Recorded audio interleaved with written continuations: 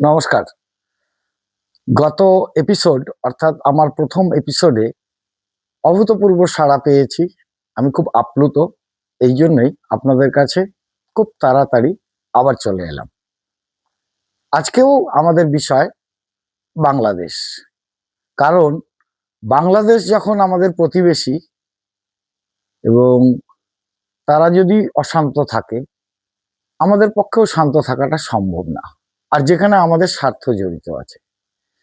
গত এপিসোডে দেখেছেন সেখানে আমাদের স্বার্থটা অতটা ছিল না সেই ইস্যুতে, সেখানে ছিল মানবিক আবেদন। কিন্তু আজকে আমাদের স্বার্থ জড়িত, কারণ বাংলাদেশের তথাকথিত জুলাই আন্দোলনের যারা নিজেদের সৈনিক বলে মনে করেন, তাদের মধ্যে একজন হাদি, সে তো মারা গেছে আততায়ীদের গুলিতে। যাই হোক, আরো একজন সৈনিক যিনি আমাদের হাসনাত আবদুল্লাহ নামে পরিচিত। অ্যাকচুয়ালি এই ছেলেটি ভারত বিরোধী কথাবার্তা বলে নতুন করে ঝামেলাটা শুরু করেছে। যদিও তাদের এজেন্ডাই হচ্ছে ভারতের বিরুদ্ধে চারণ করা, কারণ আমরা বুঝতে পারছি তারা পরিষ্কার জামাতে ইসলামী বাংলাদেশের অর্থাৎ পাকিস্তান মদতপুষ্ট তারা। তো তো তারা ভারত বিরোধী কথাবার্তা বলবেই, সেটাও আমাদের অতটা ইস্যু ছিল না। কিন্তু তারা এখন বলতে আরম্ভ করেছে বিগত এক সপ্তাহ ধরে যে ভারতের সেভেন সিস্টার্স বলে পরিচিত পূর্বোত্তর অংশ, অর্থাৎ আমাদের শিলিগুড়ি থেকে ধরতে পারা যেতে পারে, আমরা ধরতেই পারি চিকেন নেক। শিলিগুড়ি থেকে অসম, অরুণাচল প্রদেশ, মিজোরাম, নাগাল্যান্ড, মণিপুর এবং ত্রিপুরা, এই সব যে আমাদের 7টি রাজ্য আছে, এদেরকে সেভেন সিস্টার্স বলা হয়। তারা এই সেভেন সিস্টার্সকে ভারত থেকে আলাদা করে দেবে। তারা এটা বুঝতে পারছে না যে ভারত যদি চায় তাহলে তাদেরকেই ওখানে এলিমিনেট করতে সময় লাগবে না, একদিনও সময় লাগবে না। তো যাই হোক, তারা এখন এই হুঙ্কারটা দিচ্ছে, আর তাদের এই হুঙ্কারকে আমরা কোনোভাবেই ছোট বলে মেনে নিচ্ছি না। কারণ আমরা জানতে পাচ্ছি যে সেখানে ঢাকাতে ঘাঁটি গেড়ে বসে আছে আলফার কমান্ডার পরেশ বড়ুয়া। আপনারা সকলেই জানেন আলফা এখন নেই বাজারে। একসময় আলফা আসামকে জ্বালিয়েছে। আলফার পরেশ বড়ুয়া বাদ দিলে অনুপ চেতিয়া থেকে অন্যান্যরা সবাই সারেন্ডার করে এখন বহাল তবিয়তে সজ্জন ভদ্র ভারতীয় মতন জীবনযাপন করছে। তো এই পরেশ বড়ুয়ার ঢাকায় অবস্থান এবং এই আবদুল্লাহ হাসনাত বা হাসনাত আবদুল্লাহ, যাই হোক কি যে নাম তার, তাদের এই আস্ফালন, তাদের এই লাফাঝাফি দেখে আমাদের একটু চিন্তা অবশ্যই হবে যে তাহলে এই ভারত বিরোধী সমস্ত শক্তিগুলো পাকিস্তান এবং অন্য একটি গুরুত্বপূর্ণ রাষ্ট্রের মর্যাদায়, সে রাষ্ট্র অলরেডি বাংলাদেশের একটি বন্দরে ঘাঁটি গেড়ে বসে আছে। বাংলাদেশের দুটি বন্দর, দুটি বিদেশের হাতে, তার মধ্যে একটি সেই দেশের হাতে। যাই হোক, যে কথা বলছিলাম যে তারা ভারত বিরোধী শক্তিগুলোকে ঢাকায় একাট্টা করে ভারতের বিরুদ্ধে লাগানোর চেষ্টা করছে, ফান্ডিং করছে বৈদেশিক শক্তি। বাংলাদেশে এত টাকা নেই। যাই হোক, তো সেই জায়গা থেকে চিন্তা করলে আমাদের কিন্তু চিন্তা একটু হবেই। এবং তারা কি বলছে, এবং সেখানকার যারা দঙ্গলবাজ, যারা জামাতি ইসলামী বাংলাদেশের দ্বারা পুষ্ট, যারা পাকিস্তানের পয়সায় মদতে পুষ্ট, বলিয়ান সাহসী দেখাচ্ছে, তারা কে কি বলছে একবার শুনে নেই, তাহলে আমাদের কাছে স্পষ্ট হয়ে যাবে। সাবেক সেনা কর্মকর্তা বলছে হাসনাত আবদুল্লার মাথায় না গাড়ে গুলি করতে। বেটা গুলি তো দূরের কথা, হাসনাত আবদুল্লার গায়ে একটা খালি ফুলের টোকা দিয়া দেখ। বাংলাদেশে ভারতের যত রিফিউজি আছে, কামলা আছে, যারা কাম করে খায়, ছিন্ন বিচ্ছিন্ন করে ভালো খালি প্রত্যেক মোড়া মোড়া ঝুলামু। তারপরে যে দূতাবাসটা আছে না, দূতাবাস একেবারে মাটির সাথে মিশাই দেবো, আর তস তস করে ভালামু, খালি ভারত শেষ। আর সেভেন সিস্টার তো সেভেন সিস্টার একটা জায়গা মতো একটা ঢুকাই দেবো, লাগলে চীনের লগে পাকিস্তান লগে আমরা আরো দুটা করবো, তারপর তোর লগে গেলি সারবো ইনশাল্লাহ। তুই যত স্বপ্ন দেখাস তোর স্বপ্ন তুমুল উত্তেজনাকর অবস্থায় পৌঁছেছে, উদ্বেগজনক অবস্থায় পৌঁছেছে যখন নতুন করে ভারতের বিরুদ্ধে নানান ধরনের উস্কানিমূলক বক্তব্য বাংলাদেশের মুখ থেকে উচ্চারিত হচ্ছে। সেই মুহূর্তে ভারত কোনো ধরনের সরাসরি অ্যাকশনে যাবে কিনা আমরা নিশ্চিত নই। তবে নতুন করে উত্তেজনাকর বক্তব্য দেওয়ার পরপরই বেশ কয়েকটি গুরুতর উদ্বেগজনক সংবাদ আমাদের সামনে এসেছে। 16 ডিসেম্বর এনসিপির অন্যতম নেতা হাসনাত আবদুল্লাহ যখন নতুন করে ভারতের সেভেন সিস্টার্স বিচ্ছিন্ন করার হুমকি দিলেন, ভারতের বিচ্ছিন্নতাবাদীদের বাংলাদেশে আশ্রয় দেওয়ার ঘোষণা দিলেন, ঠিক সেই মুহূর্তে আমরা একটা উদ্বেগজনক সংবাদ দেখলাম ভারতের অন্যতম প্রভাবশালী বাংলা দৈনিক আনন্দবাজারে। আনন্দবাজার দাবি করেছে ভারতের বিচ্ছিন্নতাবাদী সংগঠন উলফার নেতা পরেশ বড়ুয়া এই মুহূর্তে ঢাকায় রয়েছেন। তার মানে কি আমরা কি ধরে নেব যে সত্যি সত্যিই পরেশ বড়ুয়া বাংলাদেশে অবস্থান করছেন ভারতের বুকে সন্ত্রাসী তৎপরতা চালানোর জন্য, আর সেই খবরটি হাসনাত আবদুল্লাহ জানেন বিধায় তারা এই ধরনের ঘোষণা দিয়ে দিয়েছেন যে প্রয়োজনে ভারতের বিচ্ছিন্নতাবাদীদেরকে বাংলাদেশে আশ্রয় দেওয়া হবে। পরেশ বড়ুয়া উলফান সূচনা হন, আজকে রাতের মধ্যে পদত্যাগ করুন, না আগামীকালকে এই হাতির আপনাকে টেনে হিসেবে নামাবে ইনশাআল্লাহ। ইন্ডিয়ার কোন দালাল রেসপন্স ছাড়াই বাংলার জমিনে থাকতে পারবে না। এই হাতির জমিনে ইন্ডিয়ার কোন দালালের জায়গা হবে না ইনশাআল্লাহ। যদি কেউ আগুন নিভাতে আসে তাকে সব আগুনে নিক্ষেপ করবে।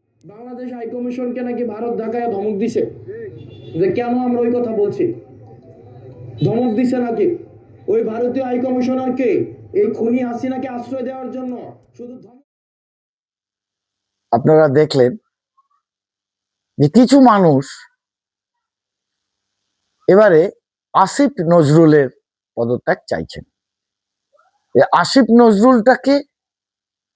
নজরুল হচ্ছে ঢাকা বিশ্ববিদ্যালয়ের আইন বিভাগের সঙ্গে যুক্ত একজন অধ্যাপক, বিদেশে পড়াশোনা করেছেন। জুলাই আন্দোলনে এর একটা বড় রোল ছিল এই ভদ্রলোকের, মানে হাসিনাকে দেশ ছাড়া করার ক্ষেত্রে, গদিচ্যুত করার ক্ষেত্রে কোটা আন্দোলন। ইউনূস সাহেব বিদেশ থেকে যখন এসে রাষ্ট্র ক্ষমতা দখল করলেন, তখন এই আসিফ নজরুলেরা তাকে ঘিরে ধরেছিল। তো এই আসিফ নজরুল হচ্ছে এখন বাংলাদেশের আইন ও বিচার মন্ত্রীর ক্ষমতায় দখল করছেন, মানে উপদেষ্টা তাদের তাত্ত্বিক নাম, আসলে মন্ত্রী সেই রকমই অ্যাক্ট করছেন। তাদের যারা বসালেন ক্ষমতায় তারাই এখন আসিফ নজরুলের পদত্যাগ চাইছেন। গতকালের আমার যে আগের এপিসোড, সেই এপিসোডে আপনারা শুনেছেন যে সাধারণ মানুষ, নাগরিক সমাজ স্বরাষ্ট্রমন্ত্রীর পদত্যাগ চেয়েছেন, এবারে আসিফ নজরুলের পদত্যাগ চাইছেন। এবারে দেখুন, আসিফ নজরুলের পদত্যাগ চাওয়ার মানেটা হচ্ছে ওনারা যা পদত্যাগ চাইতেই পারেন, তার মানে হচ্ছে যারা জুলাই আন্দোলন করে এই আসিফ নজরুলদের ক্ষমতায় এনেছিল, এখন তারাই তাদের পরিষ্কার বোঝা যাচ্ছে যে বাংলাদেশ এখন চরমরে জীবনযাত্রা, যারা আগে করে খেতেন তারা এখন করে খেতে পাচ্ছেন না। এই সমস্ত একটা ডামাডোল পরিস্থিতির মধ্যে ভারত বিরোধী কথাবার্তা বলে তারা চাইছেন আসলেই গণতান্ত্রিক পরিবেশটা আরো ঘোলাটে করে দিয়ে লুটপাটের রাজনীতি করতে।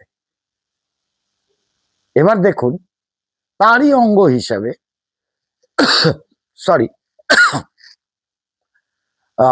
ওই ডেইলি স্টার এবং প্রথম আলো, এই যে দুটি পত্রিকা অফিস জ্বালিয়ে দেয়া হয়েছিল 2-3 দিন আগে। এর কারণটা কি ছিল? এর কারণ ছিল এই পত্রিকা গোষ্ঠীগুলি একযোগে শেখ হাসিনার বিরুদ্ধে বিরুদ্ধাচারণ করছিল এবং তাদের মতে শেখ হাসিনা ফ্যাসিবাদ, নানান রকম দুর্নীতি করেছে, পারিবারিক সম্পত্তি বাড়িয়েছে, রাজনৈতিক সম্পত্তি বাড়িয়েছে। তো চোখ বন্ধ করে ডেইলি স্টার আর প্রথম আলো এই কাগজগুলো লিখতো, আরো 2-4টা কাগজ লিখতো।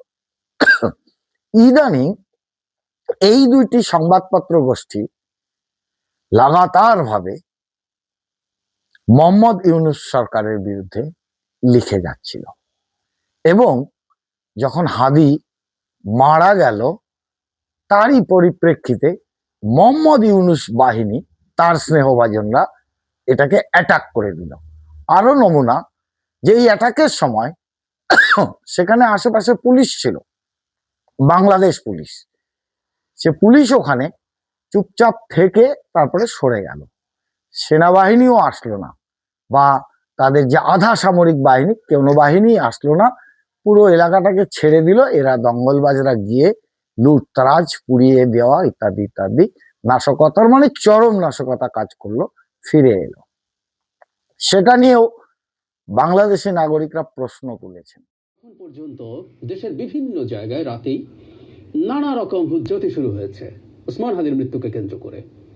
আওয়ামী লীগের নেতাদের বাড়িতে আগুন ভাঙচুর, এবং সবচেয়ে গুরুত্বপূর্ণ হচ্ছে প্রথম আলো এবং ডেইলি স্টার অফিসে ভাঙচুর এবং আগুন। এরকম একটা কিছু আমরা তো অন্তত ধারণা করতে পারছিলাম, কিন্তু সরকার করতে পারেনি। জনাব ওসমান হাদি হঠাৎ করে মারা যাননি যে সরকার খুবই সমস্যার মধ্যে হঠাৎ করে পড়ে গেছেন। এক সপ্তাহ আগে গুলিবিদ্ধ হাদি প্রায় এক সপ্তাহ মতো বেঁচে থেকে মারা গেছেন, এবং গতকালই প্রধান উপদেষ্টা বলছিলেন দেশবাসীকে শান্ত থাকতে। তার মানে তার কাছে বার্তা ছিল। আমরা প্রশ্ন করি কি প্রস্তুতি ছিল আসলে সরকারের? ওসমান হাদিকে যদি আমরা সম্মান জানাতে চাই, আসলে আমাদের কি করার কথা ছিল? তার চাইতে জরুরি কথা, এই দেশকে যদি আমরা আসলে ভালোবাসি তাহলে কি করার কথা? কারা এসব করছে একটু আলাপ করে রাখা দরকার। ওসমান হাদি মারা যাওয়ার পর প্রধান উপদেষ্টা একটা ভাষণ দিয়েছেন। মানে এই মানুষটাকে কিভাবে আসলে আর পথে রাখা যাবে আমি জানি না। আবারও তিনি একরকম মোটিভেশন দেওয়ার চেষ্টা করছেন, শান্ত থাকতে, কোনো রকম কোনো হঠকারী সিদ্ধান্ত না নিতে, হঠকারী কাজ না করতে। ওনার প্রয়োজন ছিল খুব স্ট্রিক্ট একটা হুমকি দেয়া সবাইকে, যে তিনি কোনোভাবেই এই ধরনের উচ্ছৃঙ্খল হঠকারী আচরণ বরদাস্ত করবেন না, এবং প্রচুর পুলিশ তো বটেই, সেনাবাহিনীর প্রয়োজনে আরো বেশি ডেপ্লয়মেন্ট দরকার ছিল ঢাকা শহরে, এবং তাদেরকে অ্যাকশনে যাওয়ার কথা বলা দরকার ছিল যখনই প্রয়োজন। ওসমান হাদির মৃত্যুকে নিয়ে যা যা ঘটছে, এটার একটা অনুমান বিকাল থেকে হচ্ছিল। আমাদের মনে রাখতে হবে, এবং এখন যে মৃত্যুটাকে নিয়ে যেভাবে যা করা হচ্ছে তাতে সন্দেহ নানা দিকে যেতে পারে, যে এই মৃত্যুটা এই দেশের ভেতরে একটা অস্থিরতা তৈরি করার জন্য কেউ ঘটিয়েছে কিনা। ওসমান হাদিকে প্রমিনেন্ট করে তোলা, মিডিয়াতে প্রচুর কাভারেজ দেয়া। হাদি সেরকম মানুষ ছিলেন যিনি মানুষের সাথে কানেক্ট করে ফেলতে পারেন, সেটা করা, এবং তারপর তাকে হত্যা করে এই ধরনের একটা পরিকল্পিত পরিস্থিতি তৈরি করা, এই প্রশ্নটা করতে হবে নিশ্চিতভাবে। ছড়িয়ে পড়েছে দীর্ঘ সময়, সেখানে লোকজন গিয়ে হাজির হয়েছে এবং পুলিশ সেখানে যায়, কথা বলে সরে আসে। সেখানে সেনাবাহিনী যায়নি কেন এই সময়ের মধ্যে? যখনই সেখানে লোকজন জড়ো হয়েছে, সেনাবাহিনীর ওখানে যাওয়া উচিত ছিল। সেনাবাহিনীর এটা ঠেকানো দরকার ছিল প্রথম আলো ডেইলি স্টারের এই জায়গায়। কারণ প্রথম আলো ডেইলি স্টার পছন্দ নাই হতে পারে।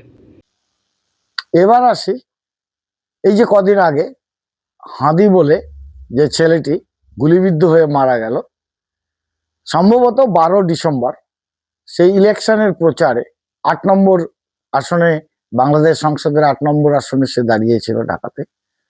সেও নিজেকে ইনক্লাব মঞ্চের একজন যোদ্ধা মনে করে এবং জুলাই আন্দোলনের একজন যোদ্ধা মনে করে। সে মনে করতেই পারে, আমাদের কিছু যায় আসে না। যাই হোক, ছেলেটি প্রচার করার সময় একটা ই রিক্সাতে, মানে টোটোতে বসে প্রচার করার সময় বাইকবাহী 2 জন আহতির মানে আর গুলিতে প্রাণ যায়। তো যাই হোক, 6 দিন প্রাণপণ লড়াই করার পরে 18 ডিসেম্বর সে মারা যায়। মারা যাওয়ার পরে খুনি হিসাবে চিহ্নিত 2 জন তারই বন্ধু, বলা হচ্ছে তারা ভারতে প্রবেশ করেছে, ভারত নাকি তাদেরকে আশ্রয় দিয়েছে।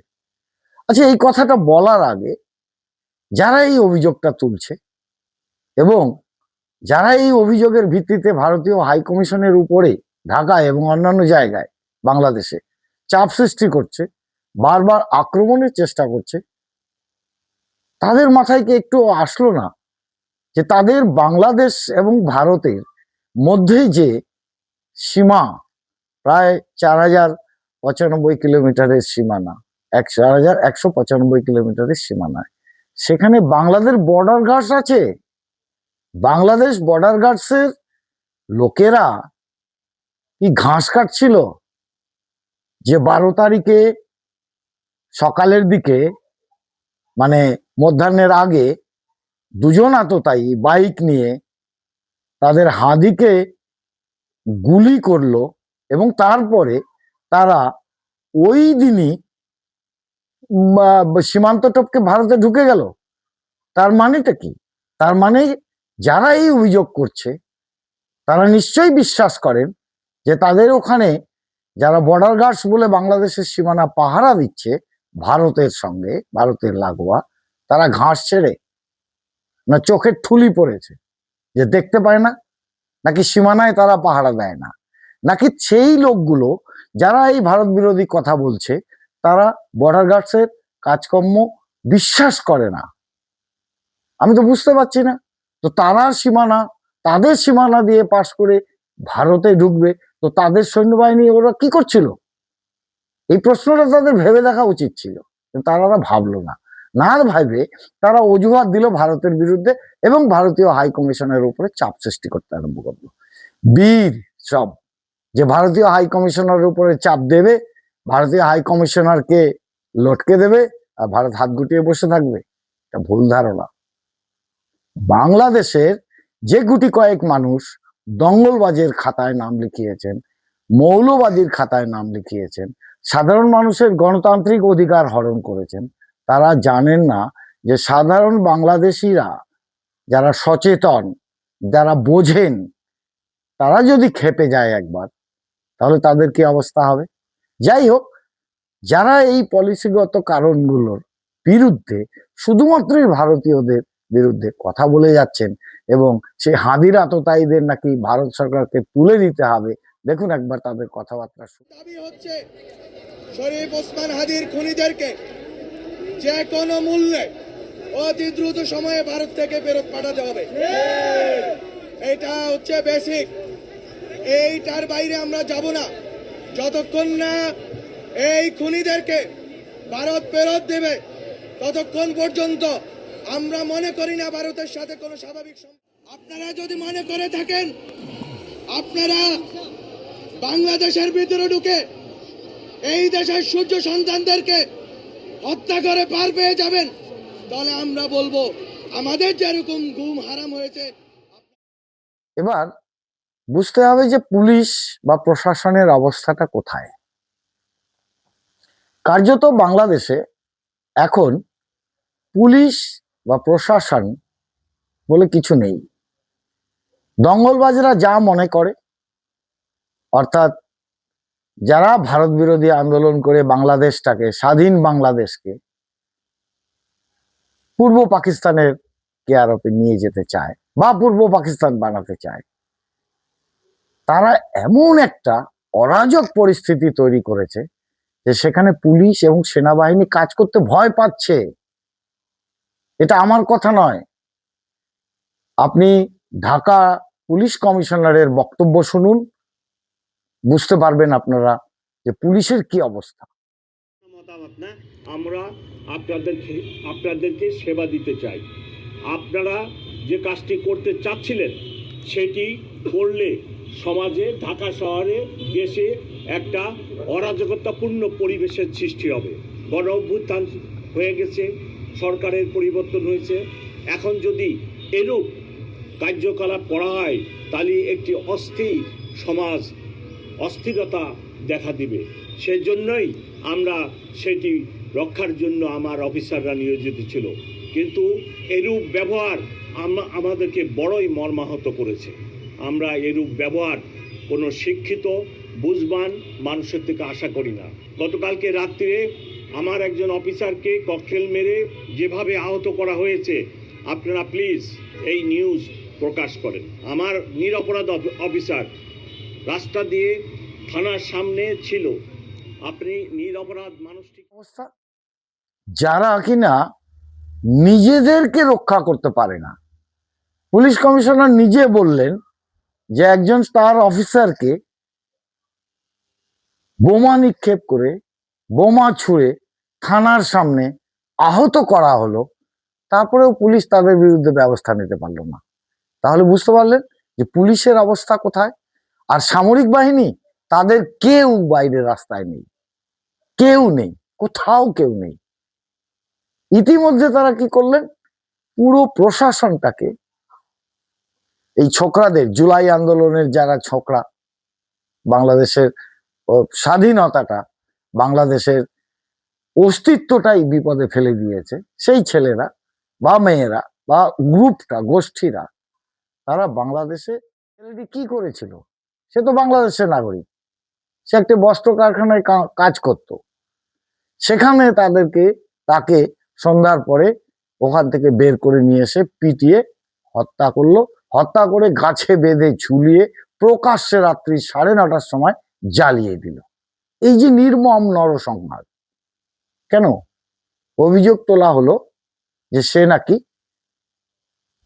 আল্লাহকে নিয়ে কটূক্তি করেছে, নবীকে নিয়ে কটূক্তি করেছে। কোথায় প্রমাণ? কোথায়? দুদিন আগে, কালকেই আমরা খবর পাচ্ছিলাম যে 7 জনকে গ্রেপ্তার করা হয়েছে। প্রমাণটা কোথায়? যে ছেলেপেয়েরা নৃশংসভাবে মৃতদেহের উপরে পাশবিক অত্যাচার চালালো, তার প্রমাণটা কোথায়? প্রমাণ কিন্তু নেই। মিথ্যে কথা বলে একজন হিন্দু বাংলাদেশীর উপর নৃশংস অত্যাচার চালানো হয়েছে। ছবি আমাদের কাছে আছে, দেখুন কিভাবে। উত্তেজিত লোকজন ঘিরে রেখেছে দীপুকে, তখনও সুস্থ ছিলেন তিনি। পরিবারের অভিযোগ, কারখানার লোকজন বাইরের মানুষের হাতে তুলে দেয় দীপুকে। সত্য মিথ্যা কিছুই যাচাই করেনি কেউ। আমার বাবা তো নাই, আমার সংসারটা এলোমেলো হয়ে গেল। এরা সবকিছু হয়েছে অফিসের মাধ্যমে। অফিস যদি চাইতো যে এই ছেলেটাকে বাঁচাইতে, তাহলে ওরা নিশ্চয়ই বাঁচাইতে পারতো। তারা যদি পুলিশ প্রশাসন যদি করতো, তাহলে অবশ্যই বাঁচাইতে পারতো। তারা কি করছে? নৃশংসভাবে তাদের সামনে আইডা দিয়া দিছে। এই ঘটনায় এখন পর্যন্ত 10 জনকে গ্রেফতার করা হয়েছে। যদিও কিভাবে ধর্ম অবমাননা হয়েছে তার সুস্পষ্ট ব্যাখ্যা খুঁজে পায়নি আইন শৃঙ্খলা বাহিনী। কাকে বলেছে, কি বলেছে, এটা কিন্তু কেউ বলতে পারেনি। এবং আমার মনে হয় যে উত্তেজিত জনতা আর কোনো প্রিভিয়াস এনিমিটি কারোর সাথে কোনো ছিল কিনা সেটাও আমরা তদন্ত করে দেখব। আশ্রয় প্রশ্রয় রয়েছে। এই বাস্তবতায় বাংলাদেশ ভারতের যে টানপেরণ, কূটনৈতিক টানপেরণ, এটি আমাদেরকে কোন দিকে নিয়ে যাচ্ছে? দেখুন, এটা খুব জটিল একটা ইকুয়েশন। অনুপ চেটিয়াকে কিন্তু বাংলাদেশ থেকে অ্যারেস্ট করা হয়েছে এবং 10টা আগস্ট কিন্তু বাংলাদেশে পাওয়া গেছে। আবার অনেকে বলে থাকে বাংলাদেশের শান্তি বাহিনীর সাথে ভারতের সংযোগ আছে বিভিন্ন সময়। ভারত এবং বাংলাদেশের সম্পর্কটা হতে হবে মর্যাদার, সমান সমান এবং ভালোবাসার। 71 সেই বন্ধনটা করে দিয়েছিল। হ্যাঁ, 14 নিয়ে অনেকের প্রশ্ন থাকাটা খুবই স্বাভাবিক। 14, 18, 24-এ ভারতের উচিত ছিল রাজনৈতিক দলগুলোর সাথে সুসম্পর্ক গড়ে তোলা, বাংলাদেশের মানুষের সাথে। তবে অতীতে তো বিএনপি ছিল, তখন তো ভারতের সাথে সর্বোচ্চ সম্পর্ক ছিল। জিয়াউর রহমান নিজেও তো ভারতে গিয়েছিলেন মোবারকজি দেশাইয়ের সময়, এবং তাকে তখন কিন্তু স্বাধীনতার ঘোষক ভারতে বলা হয়। তো এটা ঠিক আছে। এখন শেখ হাসিনার পতনের পরে আগ বাড়িয়ে ভারতের সাথে কেন ঝগড়া করা হচ্ছে, খোঁচা মারা হচ্ছে, প্রভোগ করা হচ্ছে? মানে এটিকে আগ বাড়িয়ে করা হচ্ছে, পুরোপুরি আগ বাড়িয়ে, সম্পূর্ণ। এবং তফসিল পিরিয়ডে, এখন তফসিল পিরিয়ড। এখন অনুপ চেটিয়াকে বাংলাদেশ প্রত্যাবর্তন করে 2019 সালে। আমাদের সাথে ভারতের চুক্তি হয়েছিল 2013 সালে, 6 বছর পরে। 16 সালে সংশোধনী হয়েছিল। তাহলে আপনি এখনই শেখ হাসিনাকে প্রত্যাবর্তনের জন্য কেন ভারত অভিমুখে, হাইকমিশন করবেন?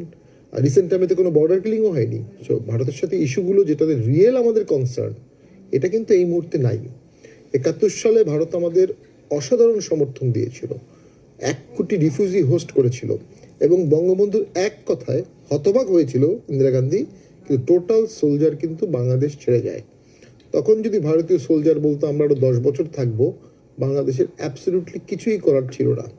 তখন যদি ভারতীয় সোলজার বলতো যে ওই ডিস্ট্রিক্টটা আমার সিকিউরিটির জন্য প্রয়োজন, আমি একটা এলোমেলো লাগিয়ে ওই ডিস্ট্রিক্টটা নিয়ে এলাম, বাংলাদেশের অ্যাবসলিউটলি কিছুই করার ছিল না।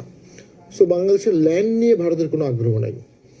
বাংলাদেশের মানুষের সাথে সুসম্পর্ক ভারতকে রাখতে হবে, বাংলাদেশেরও রাখতে হবে।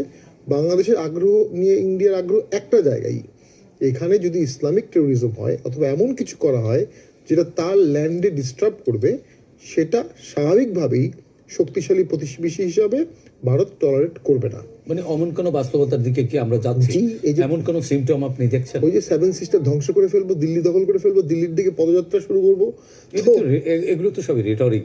না, আপনি একটা মানে ফরেন পলিসিতে রেটরিক, এবং যারা এগুলো বলছে তারা বর্তমান সরকারের খুব কাছের মানুষ, তারা বর্তমান সরকারের প্রধান, তাদের সাথে বসেন। ভারতেও দু একজন বাংলাদেশ বিরোধী আজে বাজে কথা বলে, তারা কিন্তু নরেন্দ্র মোদী থেকে যোজন যোজন দূরের বিষয়। ভারতের তো পররাষ্ট্র সচিব অথবা যারা দায়িত্বপ্রাপ্ত ব্যক্তি তারা কিন্তু এগুলো কথা বলে না। হ্যাঁ, দিল্লি অনেকবার দখল হয়েছে, চেঙ্গিস খান দিল্লিতে মোহাম্মদ ঘুরি দখল করেছে, পাঞ্জাব মুলতান ঘুর রাজ্য থেকে এসে মোহাম্মদ ঘুরি দুবার দিল্লি অ্যাটাক করেছিল। প্রথমবার হচ্ছে first battle of Tarain 1191, Prithviraj চৌহানের সাথে হেরে গিয়েছিল মোহাম্মদ ঘুরি। তখন টোটাল রাজপুত্র একসাথে ছিল, তখন ইন্ডিয়া এত বড়ও ছিল না, ইন্ডিয়া তখন হাফ অফ ইন্ডিয়া ছিল। পরবর্তীবারে 5 জন রাজপুত মোহাম্মদ ঘুরিকে ইনভাইট করে যে আমরা আনহ্যাপি উইথ পৃথ্বীরাজ চৌহান, তুমি আসো। ওই 5 জন রাজপুত রাজার সহযোগিতায় 1192-তে দিল্লির পতন হয়। তখন বহু মন্দির টন্দিরও ভাঙা হয়। দিল্লিতে গেলে কিন্তু আপনি কোনো পুরনো মন্দির পাবেন না, সাউথ ইন্ডিয়াতে পাবেন, কারণ সাউথ ইন্ডিয়া অনেক পরে কনকার হয়েছে। এরপরে তো মুসলিম শাসন শুরু হলো, তারপরে চেঙ্গিস খান আসলেন ইলতুৎমিশের সময়। চেঙ্গিস খান দিল্লি অনায়াসে দখল করতে পারতেন, কিন্তু উনি দিল্লির কাছাকাছি এসে আবার মঙ্গল রাজ্যে ব্যাক করে। কেউ বলে উনি দিল্লির সৌন্দর্য নষ্ট করতে চাননি, কেউ বলে ওনার নিজ এলাকায় গৃহযুদ্ধ হয়েছিল। এরপরে তুগলকের সময় তৈমুল্লং আসেন, দিল্লি দখল করেন, টোটাল দিল্লি মাটির সাথে মিশিয়ে দেন। যখন তৈমুল্লং দিল্লি ছেড়ে চলে যান তখন পিছনে তাকে বালি ছাড়া কিছু দেখা যাচ্ছিল না, এবং দিল্লি থেকে উনি প্রচুর ধন সম্পদ আর কারুকাজ করতে পারে এমন আর্কিটেক্ট নিয়ে গিয়েছিলেন, নিয়ে উনি সামরকান্দ সাজিয়েছিলেন, সামরকান্দ থেকে এখান থেকে নিয়ে গিয়েছিলেন। এর অনেক দিন পরে আবার নাদির শাহ আসে, সিমিলার লেভেল অফ ডিস্ট্রাকশন দিল্লিতে হয়ে যায়। তারও অনেক দিন পরে যখন সিপাহী বিপ্লব হয়, সিপাহী মিউটিনি হয়, তারপরেও দিল্লি টোটালি ডিস্ট্রাকশন হয়। এই ঘটনাগুলো কি বাংলাদেশের জনগণ দিল্লি গিয়ে করতে পারবে? তারা কি চেঙ্গিস খান? তারা কি তৈমুল্লং? আমার দেশের স্বাধীনতা, আমার দেশের সমস্যা নিয়ে আমাকে চিন্তা করতে হবে। আমার তো আর 3000 মাইল, 1000 মাইল, 500 মাইল দূরের সমস্যা নিয়ে চিন্তা করার দরকার নেই। দেশের ভিতরে দুর্নীতি প্রচুর, দেশের ভিতরে দারিদ্রতা প্রচুর, দেশের ভিতরে অশিক্ষা প্রচুর, দেশের ভিতরে জঙ্গিবাদের কিছু আশঙ্কা দেখা যাচ্ছে। তফসিল পিরিয়ডে ইন্ডিয়াকে এত বেশি খোঁজাখুঁজি করার অর্থ হচ্ছে কেউ কেউ একটা যুদ্ধ চাচ্ছে, কেউ কেউ চাচ্ছে ইন্ডিয়া অ্যাটাক করুক, ইন্ডিয়া রিয়াক্ট করুক। ইন্ডিয়া রিয়াক্ট করলে ভোটটা পিছিয়ে যাবে। লাভ কর যারা দেশ চালাচ্ছে, যারা মপ করছে, যারা দেশের শাসনভার হাতে নিয়েছে, চালাচ্ছে প্রফেসর ইউনূসের নেতৃত্বে অন্তর্বর্তীকালীন সরকার। তার মানে কি অন্তর্বর্তীকালীন সরকার ইলেকশন পেছাতে চাচ্ছে? এই মুহূর্তে চাচ্ছে না। এই বিষয়ে আমার খুব মিশ্র প্রক্রিয়া। আমার কাছে মনে হয় ডক্টর ইউনূস স্যার সামহাও একটা ইলেকশন হয়তো বা চাচ্ছেন, কিন্তু উনি ইলেকশন করার জন্য যে ব্যাকগ্রাউন্ড ওয়ার্ক, শক্ত রাষ্ট্রীয় কাঠামো, এটা উনি করেননি। উনি আরেকটাই ক্যারেক্টার, উনি ছেড়ে দিয়ে রেখেছেন যে ফ্যাক্টরসগুলো, অ্যাক্টরসগুলো, রুব্রিক্সগুলো কোনটা কোন দিকে যায়। তো আপনি মবকে বাংলাদেশে যদি ছেড়ে দেন, আর যে মবটা বিগত আন্দোলন করে জয়ী হয়েছে, সেই মব বাংলাদেশে নস্যাৎ করে দেবে। এই বক্তব্য আপনারা জানেন বিশাল কড়া এবং গরম বক্তব্য, মনে করে অনেকে ওনার কি একটা যেন বলে। যাই হোক, আমি এই কথা বলতে চাই না, আমার বলার ইচ্ছাও নেই। সরকার এ বিষয়ে তার কোনো পদক্ষেপ নেয়নি। অবশ্য সেই বক্তব্যের পরে হাসপাস আবদুল্লাহকে আর দেখা যায়নি, মানে হাসপাস ওই বক্তব্য দিয়ে কষ্ট হয়ে গেছে, তো এই জন্য আর দেখা যায়নি। এই বিষয়টি বাংলাদেশের যতগুলো টিভি চ্যানেল আছে, জানেন সব টিভি চ্যানেলের ইউটিউব চ্যানেল আছে। এই ইউটিউব চ্যানেলগুলোতে ওনার ওই ভিডিওটি মানে সরাসরি আপলোড দেওয়া হয়েছিল, ক্যাপশনও লেখা হয়েছিল 7 সিস্টার্স দখল করে নেবে, 7 সিস্টার্স ভেঙে দেবে, 7 সিস্টার্সের স্বাধীনতা সার্বভৌমত্ব শেষ করে দেবে, ভারত থেকে আলাদা করে দেবে। এরকম যতগুলো টিভি চ্যানেল আছে বাংলাদেশের সব টিভি চ্যানেলে ওর যে সরাসরি ভিডিওটি ছিল সেটাই আপলোড দিয়েছিল এ ক্যাপশন লিখে। আজকে ঢুকে দেখেন একটাও আপনারা ভিডিও পাবেন না, মানে সেই ভিডিওগুলো বাংলাদেশ সরকার ওখান থেকে মানে সরিয়ে নিয়েছে। সরিয়ে নেওয়া ছাড়া তো কোনো উপায় নেই রে ভাই, কারণ ভারতের সাথে তো আমাদের যুদ্ধ হবে অবস্থায় নেই। সুতরাং এই ধরনের বক্তব্য তো রাজনৈতিক নেতারা দিতে পারে না। ভারতের হাইকমিশন বাংলাদেশে এখনো বিরাজমান। যদি কোনো কিছু অঘটন ঘটে থাকে তাহলে আপনি ভারতের হাইকমিশনকে ডেকে তলব করে, এই সেদিন যেমন তলব করে তার কাছে কৈফিয়ত চাওয়া হয়েছে, সেভাবে চাই। কোনো কিছু বাংলাদেশে হলে, কারো হাঁচি হলে, বাংলাদেশি সংখ্যালঘুদের উপর তার আক্রোশটা নেমে আসে। আসলে কি জানেন, এই বাংলাদেশের সংখ্যালঘু যারা ওখানে আছে তাদের সম্পদ লুটপাট করে নিজেদের নামে তৈরি করাই হচ্ছে এই দঙ্গলবাজদের প্রধান লক্ষ্য। আর কোনো লক্ষ্য নেই, এদের একমাত্র লক্ষ্য এটা। তবে আমরা ভারতবাসীরা কিন্তু শান্তির পথেই চলতে চাই, নইলে আমাদের দেশের যারা বিএসএফ ওখানে আছে, সীমান্তে পাহারা দিচ্ছে, তারা চাইলেই একদিনেই বাংলাদেশকে দেখে নিতে পারে। আপনারা জানেন তো, ভুলে গেছেন, আপনাদের যারা গুরুজনরা আছে তাদেরকে জিজ্ঞেস করবেন যে 16 ডিসেম্বরের আগে 1 বছর ধরে মুক্তিকামী বাংলাদেশিদের পাশে ভারতের সেনাবাহিনী কিভাবে দাঁড়িয়েছিল, কতটুক সময় লেগেছিল পাকিস্তানকে তাড়িয়ে দিতে। ভারত চাইলে এখনো পাকিস্তানকে তাড়িয়ে দিতে পারে তার পাকিস্তান থেকে। আর বাংলাদেশ তো অনেক পরের কথা। ওই যে চীন সবার কথা বলছিলেন না, একজন আপনাদের চীন বলছিল যে 7 সিস্টার হলে চীন ভুটান এসব করে যাবে। আপনারা জানেন না যে ইন্ডিয়ার শেকড় কত দূরে আছে। চীন জানে ইন্ডিয়া কোথায়, কেমন, তার কি জিনিস আছে না আছে, এটা চীনও বোঝে। সুতরাং আপনারা যারা লম্ফঝম্প করছেন, খুব সাবধান। আমরা চাইলে আমাদের দেশের যারা নিরাপত্তা কর্মীরা আছে আপনাদের ফুট করে উড়িয়ে দিতে পারে। অযথা ভারতের পেছনে কাঠি করতে আসবেন না, এটা মনে রাখবেন। একটা হাতির পিছনে একটা কুকুর ঘেউ ঘেউ করতেই পারে, হাতি কিন্তু সচরাচর রিয়্যাক্ট করে না, কারণ হাতির কাছে ওই কুকুরটা কোনো সমস্যা নয়। কিন্তু যদি একবার ঘুরে সুরে পেঁচিয়ে একটা আছাড় মারে, বুঝতে পারছেন কেমন হবে। যাই হোক, ভারত বিরোধিতা বন্ধ করে সংখ্যালঘুদের উপর দমন পীড়ন বন্ধ করে শান্তির পথে চলুন। এটা আপনাদের জন্য, বাংলাদেশের জন্য মঙ্গল হবে। যাই হোক, আজকের মতন আমি বিদায় নিচ্ছি। আমার প্রিয় দর্শক এবং শ্রোতা বন্ধুরা সকলেই ভালো থাকবেন। আশা করি সামনে বড়দিন আনন্দে কাটাবেন, সুস্থ থাকবেন এই কামনায়। নমস্কার, আজকের মতন রইলাম।